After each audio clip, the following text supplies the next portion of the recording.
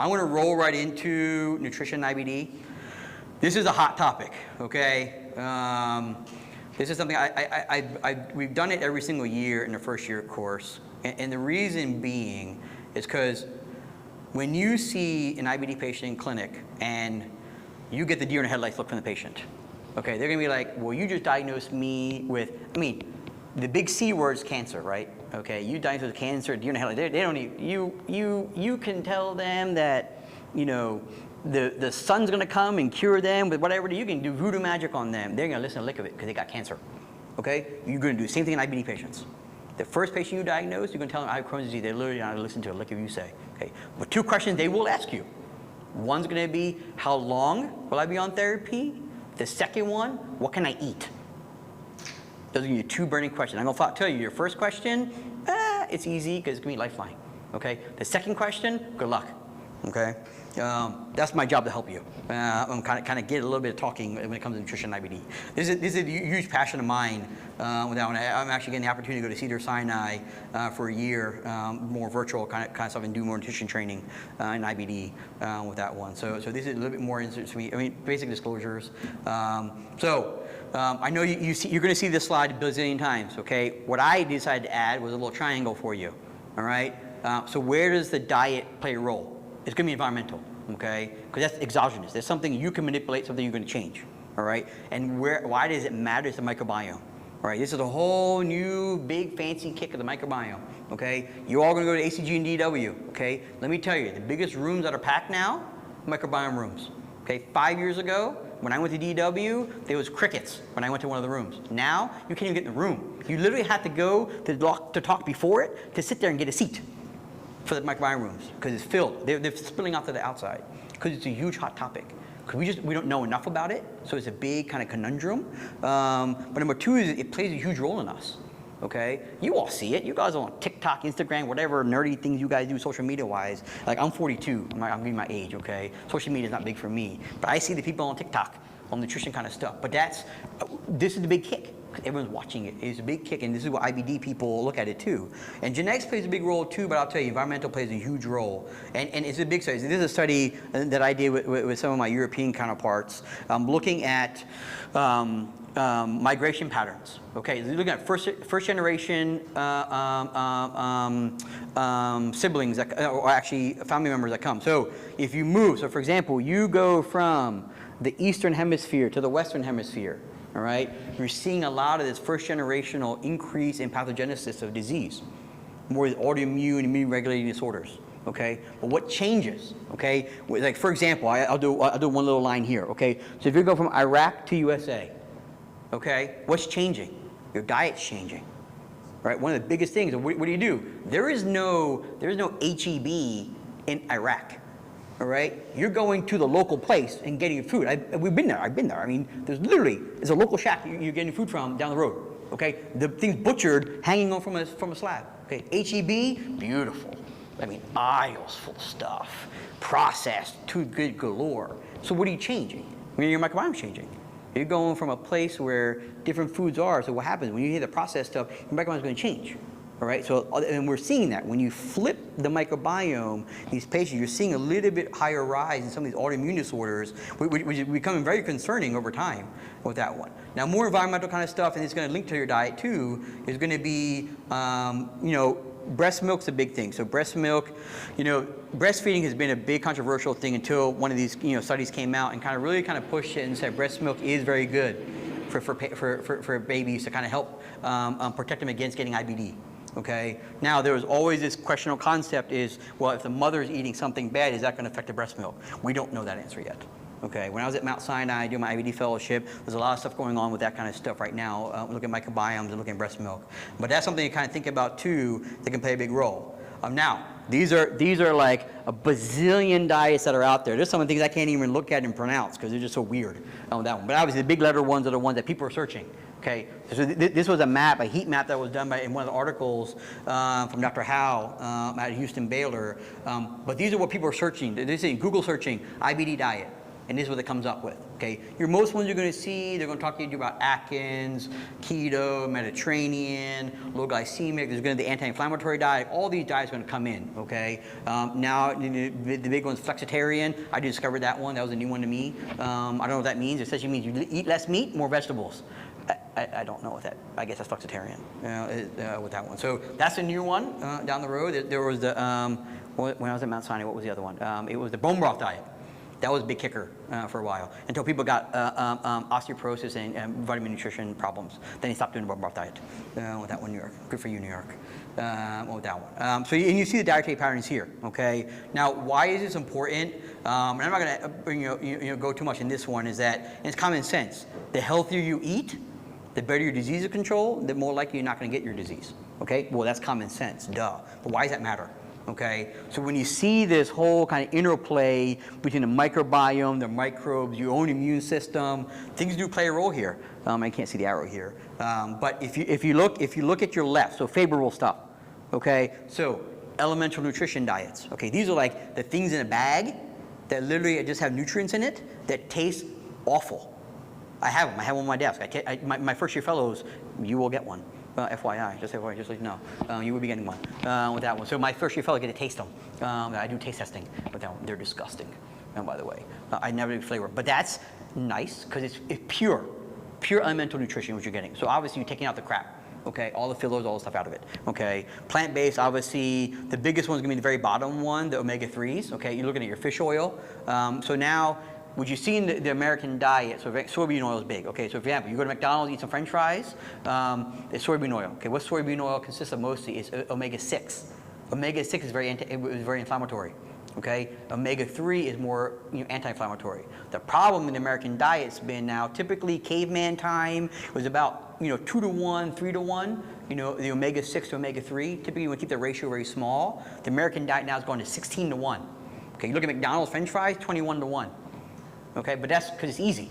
Soybean oil is cheap from McDonald's. Okay, olive oil ain't cheap. Olive oil is expensive as crap. You guys see, or actually were involved in olive oil? It's like $10 for like a thing. You see McDonald's fryers? You ain't doing that. You ain't doing that. Your French fries are gonna be like $20. You can eat French fries from McDonald's anymore. So that's the thing. So our diet has flipped for money because it's cheaper. So the problem is you're hurting yourself in the process with it. Because then you see the right side, the unfavorable part. Okay, red meat's the big one. I'll tell you, in moderation, it's okay. So you don't want to be eating like a steak every single day. Don't get me wrong, you want to sometimes with that one, but it ain't good for your gut. Especially UC patients, there is more anecdotal, and maybe you all have seen this too. Is like red meat, for some reason, UC patients make their gut worse. It makes them more. Not inflamed, it doesn't cause flares, it's just more irritated. I mean, we think it's maybe the animal iron that's inside there might be doing it, but we just don't know yet. So that's one kind of think about it. When you have UC patients, avoid more of the animal proteins or more of the red meat with that one. But you see the big interplay. Okay, this is a huge interplay of how diet plays a huge role in just our guts itself. Now, and then when you look at it more, is what is our dietary patterns are changing. We're always changing. Okay, one fad diet to another. And we say that's not helping the situation, obviously. Okay, Western diet, we all know this. Western diet, the American diet, is far worse than what you see the European counterparts. Okay, what's the average? The average we have obesity epidemic in the U.S. Okay, do you see the obesity epidemic in Europe, in India? I'll tell you. I mean, we go to India. I mean, they ain't no 400-pound. I mean, look at San Antonio. They're all over the place. Okay, they ain't in India. I mean, most people I see belts that wrap around 4 times with that one, with a large belt. That one. I mean, here it barely gets around one person with it. But that's the problem. Our diets are just not controlled. And then you look at the individual foods. What are we eating? That's a big part to think about. When you're talking to a patient, it's not like seeing what's going into your mouth. That's not what counts. It's essentially looking at what is the food made of. Where are you getting it from? How is it produced? It has emulsifiers in it. It has a bunch of chemical oils in it. All that stuff plays a huge role in the microbiome when it comes to stuff. And now this is the proof of debate I was talking about here. So you look at the Western diet, it's about 16.7 to 1 ratio. That's the average, which you kind of see now. Most of the diets when it comes to these oil kind of based diets. And you see the most sources up there, okay, mostly palm oil, so soybean oil is the big one, so McDonald's French fries, mostly soybean oil is what they're fried in there. And again, it's more because the metabolites in omega-6 is very inflammatory. And then, the healthy stuff is big stuff, fish, chia seeds, flaxseed, all the stuff to make you poop. That's very good for you, okay, inside there. And ideally, you want to maintain a lower ratio. This is the big kicker. This is what I always love. I always love when I give this talk because, so grass, okay? So no one knows what this is. I'm going to tell you, no one in this room knows what this is, okay? So these are FDA products. So the FDA, and on their website, you look up grass FDA, okay? There's at least 3,000 products that the FDA just magically approves that gets added to our food products. Okay, so anything you eat. I mean, I'm not gonna lie, I had a chocolate chip cookie over there. Okay, it's delicious. Okay, I don't know what's in it. I have no idea what processing crap goes inside of there. But the FDA approves all this stuff without having a good safety history in any of these things. Okay, so there's no pre-market massive review on these things. They claim it's based on the safety established over a long time. So if no one's dying from it, you're not going to put it in there. Oh, well, duh. But other people get GI side effects from it, but that's not a big issue. So you got all these kind of fillers inside there. So what's included in the grass? So your emulsifiers and thickeners, like you get Breyer's ice cream tonight, okay? There's a ton of emulsifier in it. Okay, so why does it say creamy? Why is Breyer so creamy? Well, it ain't the cream they're putting in it. It's the emulsifier they're putting it to make it creamy. Okay? I mean, some of your jellies and stuff you have it. Why is it so jelly? Well, it's got the emulsifiers. Where soy milk, like silk milk, has a bunch of emulsifier in it and thickeners inside of it. Okay? So all that stuff. So essentially, what I tell people is you can identify them very easily. You look at it. You look at a label. Anything more than 3 syllables is probably not good for you. Okay? The only really good food that's 3 syllables is banana. All right? Like apple, orange, they're 2 syllables. All right? So I always tell people, if you can't pronounce it and have too many syllables in it, you probably don't want to put in your gut. All right? So that's the common sense kind of stuff you want to put together. But these are things that the patients just don't know. Okay, like for example, I'll give you the bank say carrageenan. Okay, how many like silk milk here? How many drink silk milk? Okay, there we go. Got one hand. Okay, you ever look at the label of silk milk? No. Okay, you know what's in it? Carrageenan. All right. All right. So a big thickener. So what's carrageenan in high doses? Causes cancer. Okay, so now you're not going to drink silk milk anymore, FYI. You're welcome. With that one. No, my goal is not to scare you all, but this is something that it has to be embedded in your thought process when you're treating these kind of patients, because diets can be a huge question you're always going to get, and you really don't look at the dum-dum in the room and say, well, I don't know. I mean, yeah, diet, yeah, I mean, just go Google it. Or look on CCF's website.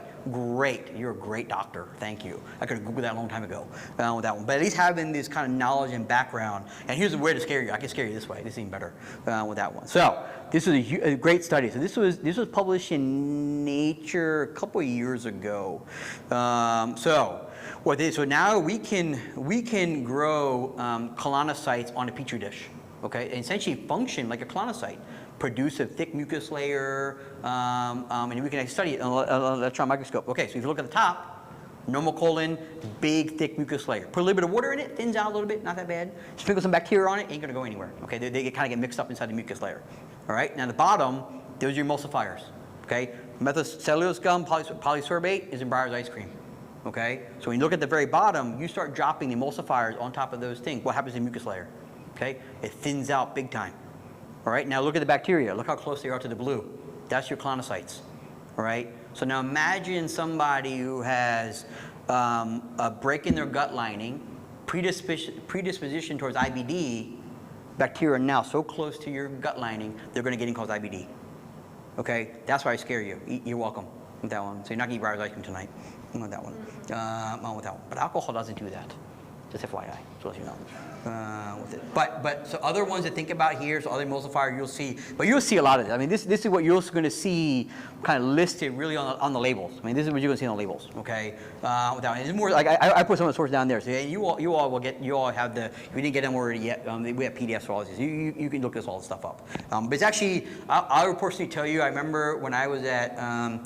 I did a 1-year rotating fellowship with CCF at UCSF with Mahadevan for a year, and I remember there was this crunchy granola patient that came in with that one. I mean, had this like massive diet plan. I don't even know what they were doing, weird stuff. But then they were actually, it's funny because the patient is the one who told me about the FDA website on that one. So I went, I did it while I was over there. I looked at it, it was scary to a point with that one, because there's a bunch of crap in our diet that I don't even know what they put inside there with that one. But that's an important thing to kind of remember when you're talking to these patients. And then you go look at diets, okay? So they're all gonna come in and say, hey, can I go paleo?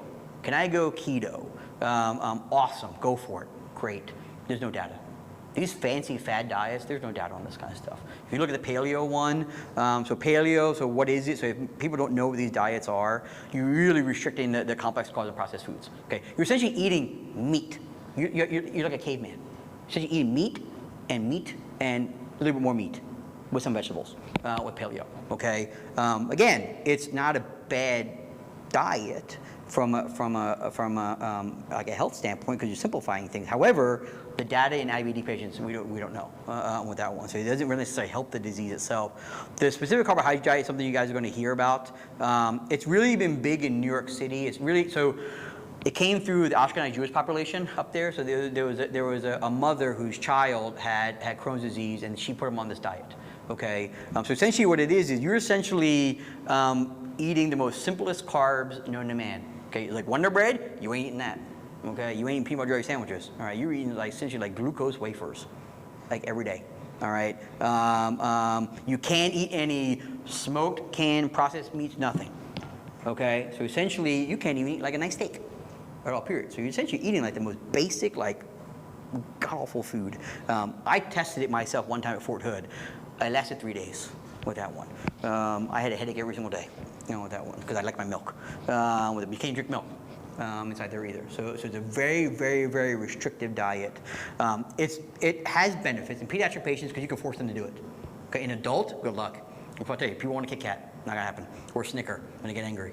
So that's a little bit tougher one. People do it.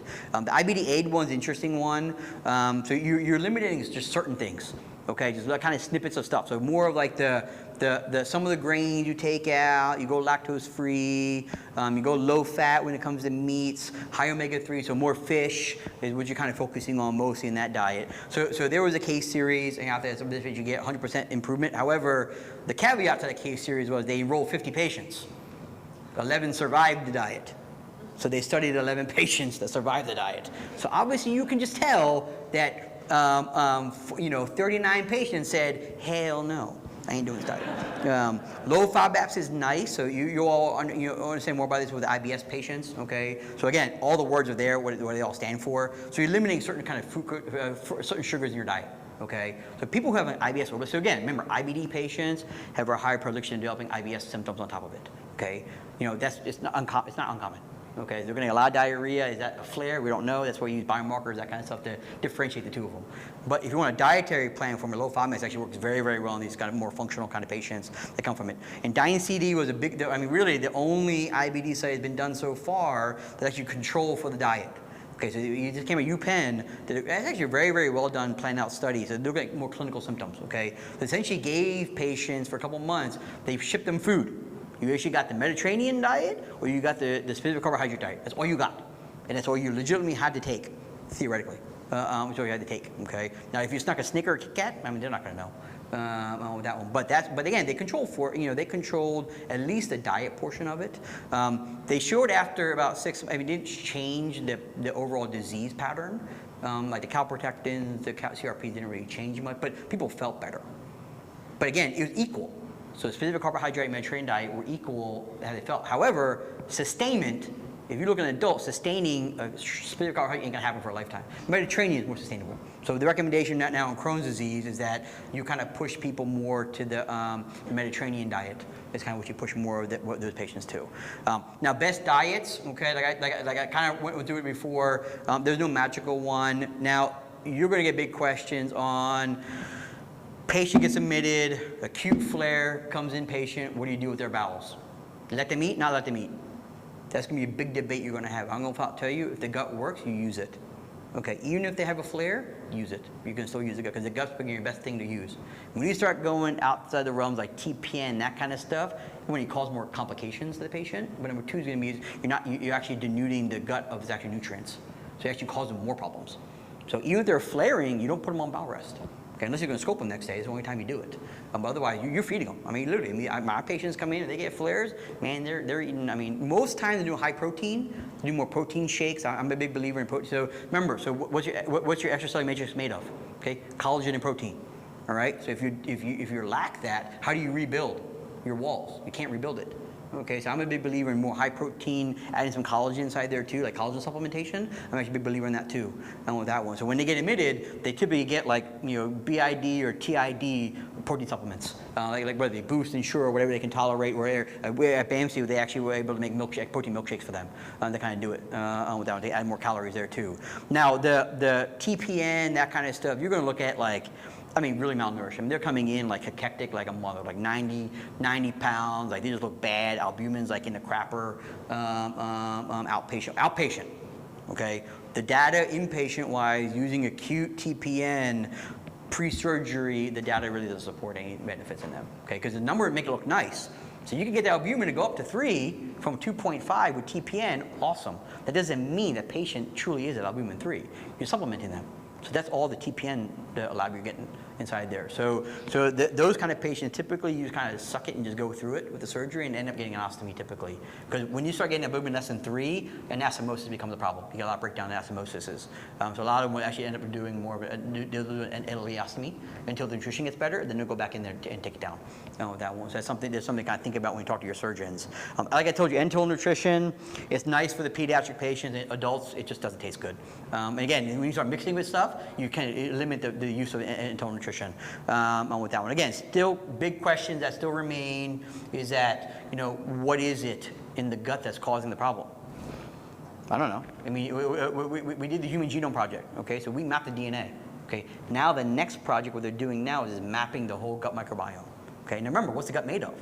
Bacteria, parasites, viruses, all fungi. There's a ton of stuff there. There's a huge database. There's a huge crowdfunded database that's available for researchers to look at this stuff. But the problem is we just don't know. We have an idea of certain bacterial populations that might be worse. But again, we only have okay, here's a Crohn's patient, and we think this is a normal patient because we don't know what even normal microbiome is. Like, what's a normal microbiome?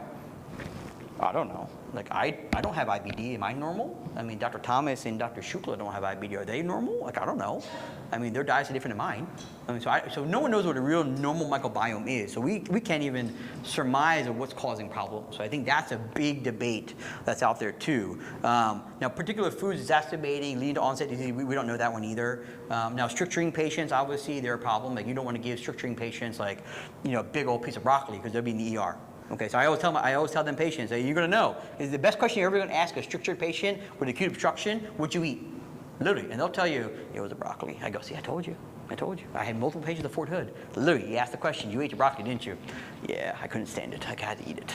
So you learned your lesson with that one. So you have to be careful of those with stricturing patients with that one. Now, nutrients are a big one too. Okay, these patients are, and you're going to have a lot of lectures on this one, is that IBD patients have a higher risk of being malnourished. Okay, so I'm a big believer, and I recommend this every year for what we do at BAMC. Every year they get nutrition labs done. So they'll typically get every year they get an iron panel done, B12, folate, vitamin D, and zinc levels. They get it all done to see nutritional status, see how they're doing with that one. Because any of those are down, they got to replete it. So vitamin D, iron has already been studied very well. They can cause increased flares and stuff when they're low on that kind of stuff. So I'm a big believer in repeating that kind of stuff. Now, mechanisms, common sense kind of stuff. If they're draining a lot, fistula, there's common sense why they're going to be nutrient deficient there. And you see all the vitamins on the bottom there. Now, this is going to be the fun one. This is what you're going to get a quiz on afterwards. No one ever told you. Dr. Schugle didn't tell you to get a quiz after this one. This is how you get if you guys stay out of San Antonio, this is how you get your money for travel. FYI, you had to pass a quiz, all right? So you had to memorize this thing, and I'm going to make it blank. And you got to memorize every nutrient that I had on side there with it. So you'll see. This is not something. This is something I never memorize this. I always have it available in some way, shape, or form. But you kind of want to have an idea where things are absorbed. Okay, you're GI doctors now. Okay, many of you, all you guys done your medicine boards? Everybody done? Yes. Yeah. So now you're true GI doctors. Okay, dump that crap. Okay, dump it. Right? My dad's here. He's a retired internal medicine doctor. Flat out, I'm telling you, when I got my boards done, diabetes management, I don't know. I used to have to call him. What is this? Oh, zimpity doobity doo. I don't know. You memorize. This is what your guys' job now is. Okay, you're the gut specialist, right? So you want to know where things absorb.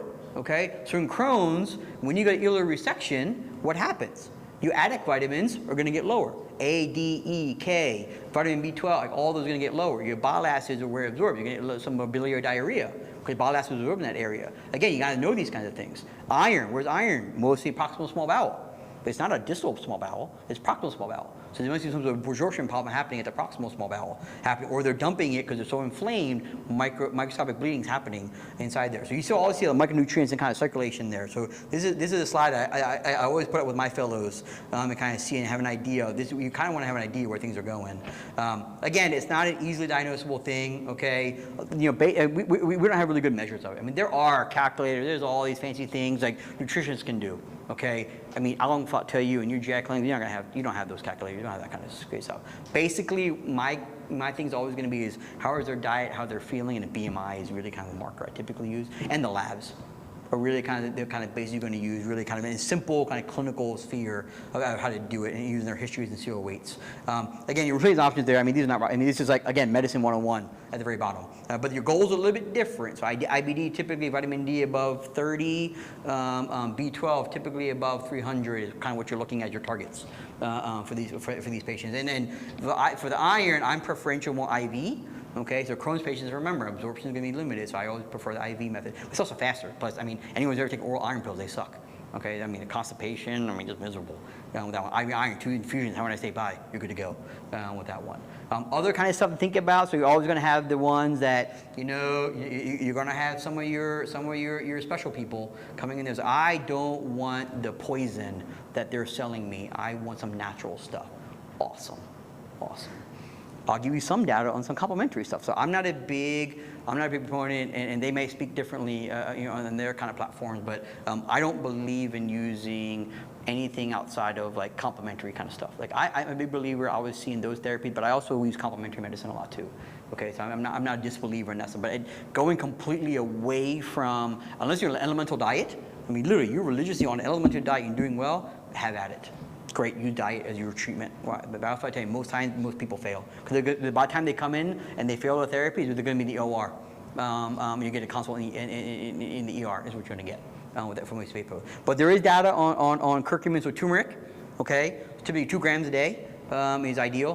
Would you want to give these kind of patients? There was a study just at DEW, and the combination of turmeric and one of these Chinese herbs that do it rectally for proctitis actually shows some really good benefits. So this is something that's coming out on the pipeline that may be able to use. So in mild, moderate UC, there is some data that you can control the mild UC, like more distal proctitis, with just turmeric by itself. But I advocate turmeric. I mean, it's benign. You get a capsule over the counter. It's not an issue. Now the big one's going to be pot. Okay, you're always going to get a question. I mean, Texas, no, it's not legalized yet. With that one. Now they're going to go to Colorado, just left of us, and come back with a big pot farm. That one. So they're going to ask you, well, can I just smoke pot all day? Have at it. Don't work. Please don't drive. But we don't see a benefit in cannabinoids. Okay, so there is this one study looking at one of the compounds that come out of pot. Olorabinib. So this is something is in 2A trials right now. So this might be something more for the pain part of it. So looking at more of the pain parts of it, not going to treat the disease itself, but more the pain. But if you look at the studies on pot itself, so the Israelis did great studies on this. They actually had people taking pot, literally taking pot. I don't know how Israelis got away with it, but they don't have IBDs apparently with that one. But they had people with UC and Crohn's both active. So what they did was they scoped them pre and post. They had 10 weeks with taking pot. Okay, what they noticed was from beginning to end, the disease didn't change. The disease stayed the same. They're Mayo 1 in the beginning, they're Mayo 1 at the end. Okay, they're bad Crohn's at the beginning, they're bad Crohn's at the end. However, they felt better. They literally, I mean, you look at the study, the quality of life was better, they were happier, less pain. I mean, wonderful. Nutrient status was better, awesome. Doesn't do anything for your disease. Great.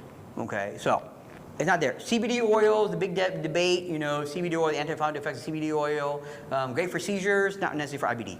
Okay, so I have some people on CBD. I actually done it.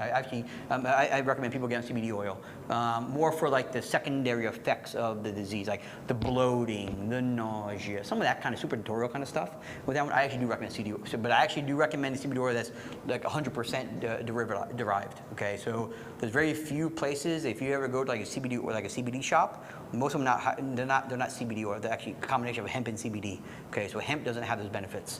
So typically, I always recommend they go online and get Canada. So Canada has the most purified compounds. Colorado has one company that's making it now, but they ain't cheap. 100% purified CBD oil is about $100 a month.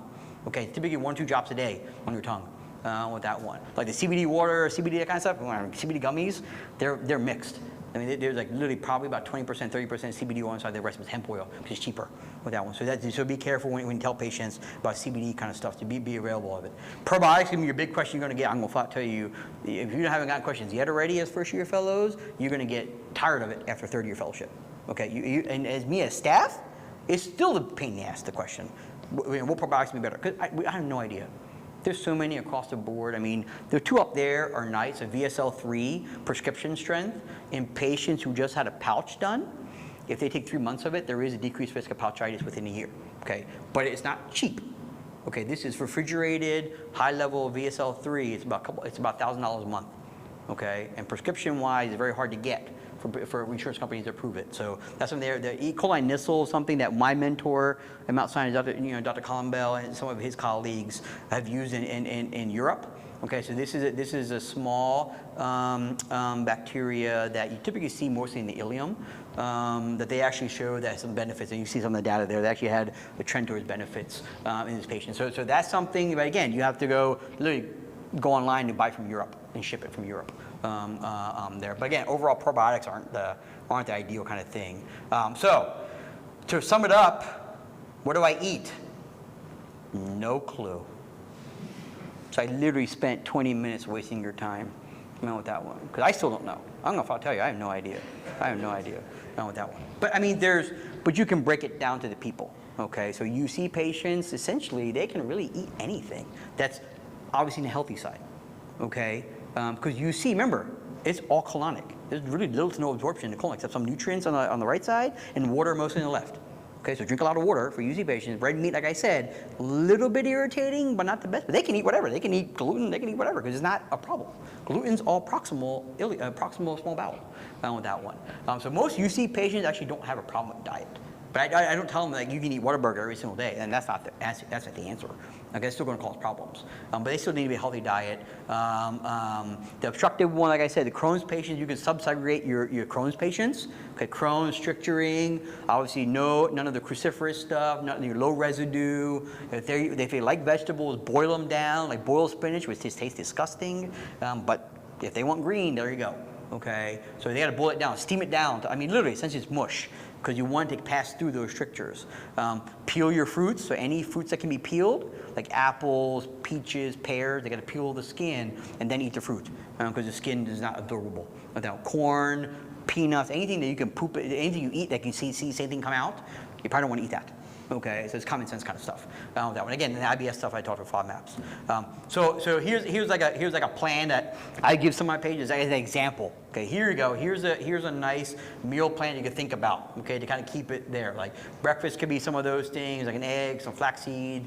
Lunch you roasted chicken, avocado, and baked salmon for dinner. Enhancing your omega-3 kind of stuff. And if you get snackies like plain yogurt and fruit, like a smoothie, blended up kind of stuff. Crohn's and colitis has a lot of stuff now for dietary nutrition kind of stuff. I think one of them is something in your guts.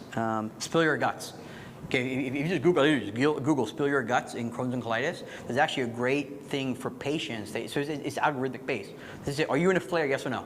Okay, yes, okay, and then it gives you a little bit more questions. It kind of streams it down to like, these are the things you should be eating while you're in a flare. These are the things you should be eating when you're not in a flare. So there's a lot of things that kind of they're out there right now. And they also, Crohn's colitis actually has some healthy meal plans too. They actually have like recipes and that kind of stuff that give the patients also with that one. So those are the things to kind of think about with it. Again, this is the big take home message. It's going to be, it's like, I like this one because it's like looking at a supermarket, okay? When you're in a supermarket, I tell them, go in the periphery. All right, the periphery has healthy stuff. All the fresh fruits, fresh vegetables, fresh meats are all on the outside. Okay, the inside stuff has junk. Okay, all the stuff that has big solubles in it are in the middle. Okay, the best salsas I've gotten so far is Henry Thomas's area, Austin. Great salsa. Don't have emulsifiers in it. Okay, so for me, I'm paying $1 or $2 extra for some really good salsa. Okay, because the ones that are like El Paso ones or whatever the kind of the generic brands are, tons of emulsifiers and stuff inside of it. Okay, you won't see Oreo cookies in my pantry. You won't see that kind of stuff. Oreo cookies are completely fake. All right, there's not a single thing of real, true, good nutrition stuff in or cookies. But that's just things to think about. Like I do it. Like I literally, my wife hates coming to HEB with me. Literally won't come in with me because I literally will, slap her down and say, no, we're not taking this food. And she likes this stuff, but only because I look at the label and I'm like, oh hell no, you put this stuff in my gut. No, you can do it. I ain't putting it in my gut with it. So those are things to think about because if you can do it yourself and just look at it, I mean, literally just go one day when you're shopping, just literally just go look at labels, right? And just look at labels. Okay, and you're going to see how much stuff inside there. And that's, remember, patients who are not educated in this kind of stuff, and you're all educated. I mean, you're here for a reason. And if you all look at that and imagine what an uneducated person is going to do. They're going to be the cheapest thing on the shelf. They're going to take it and do it because it's easy and cheap. Like, what's cheaper? Is McDonald's cheaper or eating healthy dinner from Panera cheaper? Okay, McDonald's. And what's healthier? Panera. Okay, so that you have to look at the economy with that kind of stuff. So that's my whole big belief. For me with nutrition, again, my talk might be different next year. I have to do my little training on it. My talk might be different, maybe. I don't think so, but there. So that was nutrition and IBD in a snippet with it.